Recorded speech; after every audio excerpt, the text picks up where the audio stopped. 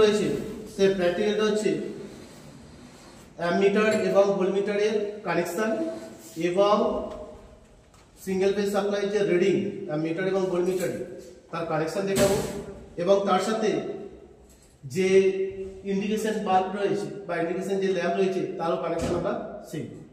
তো এখানে যে ভোল্টমিটার আছে সেই ভোল্টমিটারের কানেকশন সম্পর্কে আমরা জানবো এবং অ্যামমিটারের যে কানেকশন সেটাও আমরা জানবো এবং অ্যামমিটারের সাথে একটা লোড কানেক্ট করব এবং সেই লোড কত পরিমাণ কারেন্ট কনজাম্পশন করছে সেটা সম্পর্কে আমরা রিডিংটা দেখে নেব পাওয়ার সাপ্লাই দিয়ে। তো এখানে যে ভোল্টমিটার রয়েছে সেই ভোল্টমিটার ডিজিটাল ভোল্টমিটার ইউজ করেছি, ওইদিকে যে অ্যামমিটার ইউজ করেছি সেটাও ডিজিটাল অ্যামমিটার ইউজ করেছি। এখানে যে ভোল্টমিটার রয়েছে সেটা সিঙ্গেল ফেজ এবং অ্যামমিটার রয়েছে কি সিঙ্গেল ফেজ। তো সিঙ্গেল ফেজের যে কানেকশন সেই কানেকশন দেখতে হলে প্রথমে আমরা ফেজ এবং নিউট্রাল নেব, জানি ওটা আমরা সিঙ্গেল ফেজ। সিঙ্গেল ফেজকে আমরা বলা হয় ফেজ ভোল্টেজ, যেটা 230 ভোল্ট থাকে সেটাকে আমরা বলি কি ফেজ ভোল্টেজ।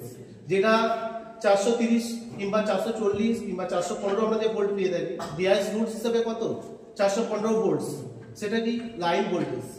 যদি লাইন টু লাইন নিই এল এবং L1 এবং L2 যদি ভোল্টেজকে আমরা মেজার করি সেটা হচ্ছে লাইন ভোল্টেজ, আর যদি ফেজ এবং নিউট্রালকে নিই তাহলে কি হবে ভোল্টেজ ফেজ ভোল্টেজ।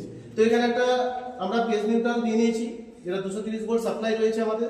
সেই সাপ্লাই নিয়ে আমরা কোথায় প্রথমে দেব, আগে ভোল্টমিটারের টার্মিনালগুলোকে চেক করতে হবে যে কি কি টার্মিনাল রয়েছে। তাহলে আমাদের ভোল্টমিটারের ব্যাক সাইডে দেখবো আমাদের যে টার্মিনাল রয়েছে সেখানে L এবং N রয়েছে, সেখানে লেখা আছে ইনপুট সাপ্লাই, অর্থাৎ ওখানে আমরা কি দেব 230 ভোল্ট সাপ্লাই দেব এবং 230 ভোল্ট সাপ্লাই দেওয়ার পরে এই দিকে আরো দুটো টার্মিনাল রয়েছে যেটা অক্সিলারি টার্মিনাল। ওই অক্সিলারি টার্মিনালতেও আমরা কি দেব ফেজ এবং নিউট্রাল কানেক্ট করব। আর আমরা আগেই পড়েছি ভোল্টমিটার প্যারালালি কানেক্ট হয়, তো এখানে অক্সিলারি সাপ্লাইতেও আমরা ফেজ নিউট্রাল দেব এবং যে ইনপুট সাপ্লাই রয়েছে তার ক্ষেত্রে আমরা ফেজ নিউট্রাল ইউজ করব। যে ভোল্টমিটার আমরা কানেক্টেড করে দিয়েছি ওইখান থেকে ভোল্টমিটার থেকে আমরা কি করব ফেজ এবং নিউট্রাল নিয়ে যাব কোথায় অ্যামমিটার নিয়ে যাব। অ্যামমিটারে নিয়ে যাওয়ার পরে ওখানে দেখো আমরা যে L এবং N রয়েছে অ্যামমিটারের ক্ষেত্রেও L এবং N রয়েছে, L এর ক্ষেত্রে আমরা দেব কি ফেজ লাইন এবং নিউট্রালে আমরা N প্রোভাইড করব। তারপর দেখো ফেজ লাইনটা আমরা কি করব পরের যে দুটো টার্মিনাল রয়েছে দেখো এখানে আমরা কি ফেজ লাইনটা ইনকামিং করব যেটা A1 থেকে ফেজ লাইনটা কি করব A2 থেকে আমরা কি করব আউটপুট নেব, আউটপুটটাই চলে যাবে কোথায় লোডে চলে যাবে। এখানে তোমাদেরকে ভালোভাবে দেখতে হবে যে অ্যামমিটার ভোল্টমিটারের মধ্যে যে পার্থক্য রয়েছে, কারণ ভোল্টমিটারকে আমরা প্যারালালি কানেক্ট করি, অ্যামমিটারকে সিরিজে কানেক্ট করি। কিসের কার সাথে সিরিজে কানেক্ট করি লোডের সাথে কানেক্ট করি।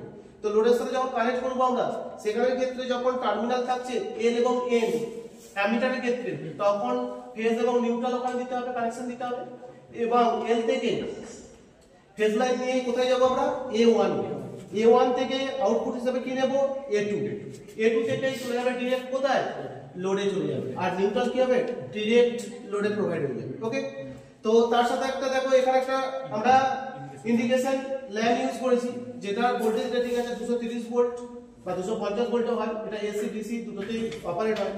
তো এখানে যে ইন্ডিকেশন যে ল্যাম্পটা রয়েছে সেই ল্যাম্পটা আমরা যে কানেকশন করব সেটা প্যারালাল কানেকশন করব, কারণ একটা বাল্বকে যদি অপারেট করতে হয় সেখানে ফেজ এবং নিউট্রাল কানেকশন দিতে হবে। ওকে, তো এখানে ভোল্টমিটার এবং অ্যামমিটার যে কানেকশন রয়েছে সেটা তোমরা দেখবে।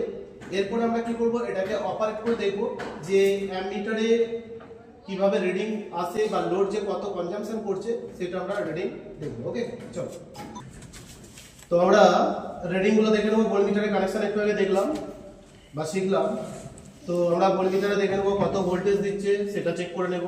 যে লোডটা আমরা ইউজ করব তা এখানে একটা ইনকান্ডেশন বাল্ব ইউজ করেছি আমি যে 100 ওয়াট, সেটা কত পরিমাণ কারেন্ট কনজাম্পশন করবে সেটা আমরা অ্যামমিটারে দেখব এবং ভোল্টেজ কত আছে সেটাও আমাকে দেখে নিতে হবে যে সাপ্লাই ভোল্টেজ কত আছে, কারণ যে কোনো লোডকে আমাকে চালাতে হলে ফার্স্ট টাইম যেটা দেখা উচিত প্রত্যেক ইলেকট্রিশিয়ানের ক্ষেত্রে তার ভোল্টেজটাকে দেখতে হবে, কারণ প্রত্যেকটা অ্যাপ্লায়েন্সের একটা রেটেড ভোল্টেজ দেখা থাকে, সেই রেটেড ভোল্টেজ অনুযায়ী কিন্তু অপারেট হয়।